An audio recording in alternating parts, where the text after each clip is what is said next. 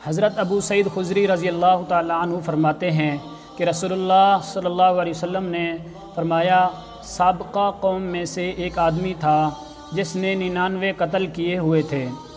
ایک دن اس کو شرمندگی ہوئی، اس کو خوف ہوا، تو اس نے لوگوں سے روئے زمین میں سب سے بڑے عالم کے بارے میں پوچھا، تو لوگوں نے اس کو ایک راہب کی طرف رہنمائی کی، ایک راہب کا پتہ بتایا۔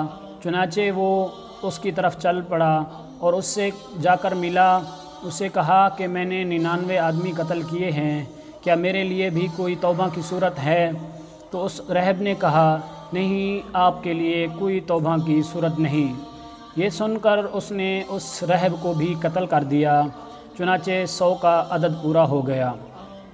پھر اس نے لوگوں سے پوچھا کہ روئے زمین میں سب سے بڑے عالم کے بارے میں، تو لوگوں نے اس کو ایک عالم کی طرف اس کی رہنمائی کر دی، ایک عالم کا پتہ بتایا۔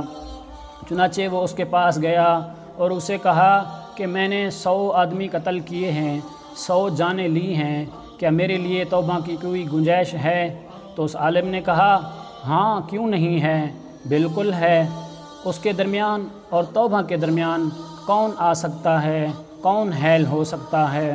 تم ایسا کرو، فلاں بستی میں چلے جاؤ، وہاں تمہیں کچھ لوگ ملیں گے جو اللہ تعالیٰ کی عبادت کر رہے ہوں گے، اور تم بھی ان میں شامل ہو کر اللہ تعالیٰ کی عبادت اور اللہ تعالیٰ کی بندگی میں مشغول ہو جانا، اللہ تعالیٰ کی بندگی شروع کر دینا۔ ہرگز اپنے علاقے میں واپس نہ آنا، کیونکہ وہ برا علاقہ ہے۔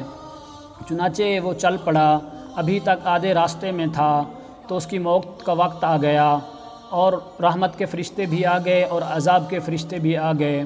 عذاب کے فرشتے کہنے لگے اس کی روح ہم قبض کریں گے، اور رحمت کے فرشتے کہنے لگے کہ اس کی روح ہم قبض کریں گے، کیونکہ اس نے توبہ کر کے اللہ تعالیٰ کی طرف اپنے دل کو متوجہ کرنے کے لیے نکلا تھا، تو اس کی روح ہم قبض کریں گے۔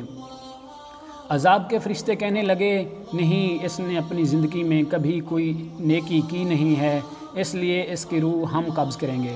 یہ آپس میں بحث کر رہے تھے، ایک فرشتہ آ جاتا ہے انسانی صورت میں، انسانی شکل میں۔ اس نے کہا، آپ لوگ بحث نہ کرو، ایسا کرو، دونوں زمینوں کو ناپو، دونوں زمینوں کی پیمائش کرو، جس طرف یہ جا رہا تھا اگر اس طرف یہ زیادہ قریب ہو تو پھر رحمت کے فرشتے اس کی روح قبض کریں گے، تو اس کا فیصلہ کریں گے۔ چنانچہ دونوں زمینوں کو ناپا گیا، دونوں زمینوں کی پیمائش کی گئی، جس طرف وہ آدمی جا رہا تھا اس طرف اس کو زیادہ قریب پایا گیا، تو پھر رحمت کے فرشتوں نے اس کی روح کو قبض کیا۔